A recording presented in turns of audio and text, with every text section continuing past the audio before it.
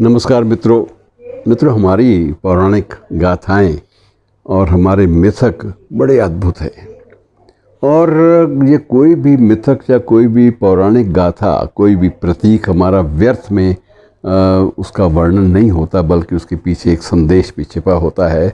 और आज मैं आपसे एक कथा के माध्यम से ऐसे ही एक और प्रतीक के बारे में बात करता हूँ, और वो मिथक है चंद्रमा और गणेश चतुर्थी के बारे में।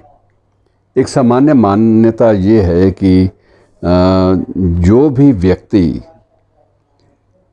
गणेश चतुर्थी की रात्रि को जो भी व्यक्ति चंद्रमा की ओर देखेगा, उसे असंख्य आरोपों का कोप भाजन बनना पड़ेगा। उस पर झूठे आरोप लगेंगे, मिथ्या आरोप। और ये मिथ्या आरोप इतने ज़्यादा होंगे कि वो अपनी ज़िंदगी में उसे बहुत सारी चुनौतियों का सामना करना पड़ेगा। मिथ्या आरोप का मतलब मिथ्या आरोपों में सच्चाई आरोपों में ना भी हो, लेकिन उनका लगना, उनका प्रत्यारोपण अपने आप में इतने संकट पैदा कर देगा। और संकट क्यों पैदा करेगा, इसका भी एक प्रसंग है जिसका जिक्र आज बहुत ज़रूरी है। और वो प्रसंग ये है कि गणेश चतुर्थी की रात्रि को गणेश जी महाराज अपनी सवारी अर्थात मूषक पर सवार होकर दुनिया भर में अपने श्रद्धालुओं, अपने में आस्था रखने वाले उन सारे जनों को आशीर्वाद देने के लिए, गणों को आशीर्वाद देने के लिए जब निकले, तो चंद्रमा उस समय आकाश में उदित थे। तो उन्होंने एक मजाक सा उड़ाया कि देखो, लंबोदर, गज वाली सूंड, इतना बड़ा शरीर, बलिष्ठ, और एक चूहे की सवारी, ये कोई बात हुई? कितनी ज़्यादा विरोधाभास हैं। और उन विरोधाभासों के कारण उन्होंने गणेश जी का मजाक उड़ाने से गुरेज नहीं किया, परहेज़ नहीं किया। जब गणेश जी ने सारी बातें, चर्चाएं सुनी, तो उनको ये समझ में आया कि ये तो बड़ा गर्वोक्ति है इनकी, और उनको इनकी गर्वोक्ति, इनके घमंड का कुछ तो इनको दंड मिलना चाहिए। तो उन्होंने अभिशाप दिया कि आज के बाद तुम मियाँ दिखाई नहीं दोगे, ये मेरी बात मान लो।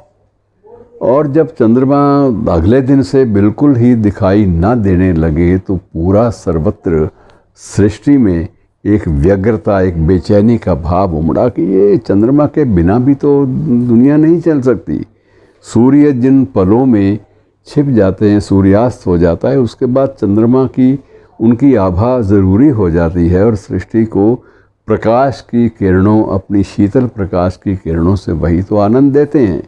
यदि इस तरह से उनको अभिशप्त कर दिया गया तो बड़ी मुश्किल हो जाएगी। तो सभी देवी देवता, सभी लोग चंद्रमा को साथ लेकर गणेश जी के चरणों में गए कि महाराज, ये शाप ऐसा ना दीजिए कि बड़ा विचित्र हमारे लिए स्थिति हो जाए, समूचा ब्रह्मांड जो है वो तरसने लगे चांद की रोशनी के लिए। ये तो बड़ा अजीब हो जाएगा महाराज, अपने इस शाप को संशोधित कीजिए या वापस लीजिए।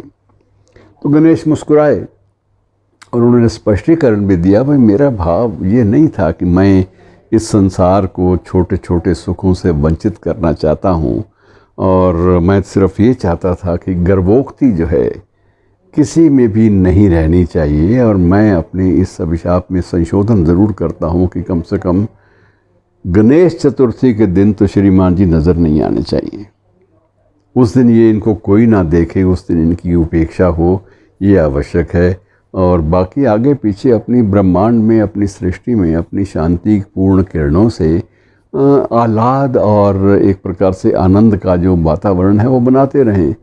तो इसी संदर्भ में मैं आपको, हालांकि मिथकों का शायरी से कोई ताल्लुक़ नहीं होता, लेकिन कासमी साहब का जिक्र, अहमद नदीम कासमी साहब का जिक्र ज़रूरी हो जाता है। उनका एक शेर है, एक कविता की ये पंक्तियाँ हैं दो, कि एक लम्हे के लिए चाँद चमकता है अगर, कि एक लम्हे के लिए चाँद चमकता है अगर, तो ये एक लम्हा तेरी देन नहीं हो सकता। एक लम्हे के लिए चाँद चमकता है अगर, तो ये एक लम्हा तेरी देन नहीं हो सकता। ये उस इंसान के यकीनों की कलाबाजी है, ये उस इंसान के यकीनों की कलाबाजी है, अपनी मर्ज़ी से जो जुल्मत में नहीं खो सकता। तो मित्रों, ये बहुत चांद और गणेश जी का जो संबंध इस नाते से जुड़ता है, ये बड़ा अद्भुत है और इसमें एक बड़ा भव्य संदेश जुड़ा हुआ है। हमारे हर आध्यात्मिक आख्यान में, हर पौराणिक आख्यान में एक संदेश होता है। शुक्रिया।